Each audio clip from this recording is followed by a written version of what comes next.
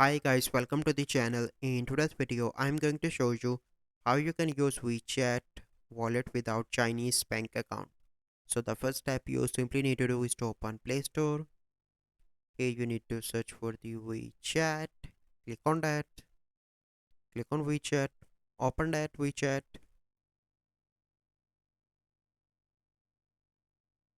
So once it is open, you simply need to click on Login. Click on More Options, Help Center. Click on Send Feedback. Here you need to select your platform, your region, your category.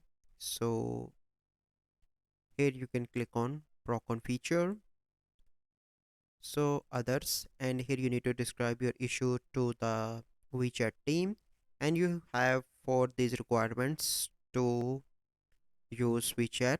First is your CNIC, the second is your valid number for OTP, and your master visa card, master or visa card, you're having any person with the WeChat wallet, so you can use WeChat without Chinese bank account.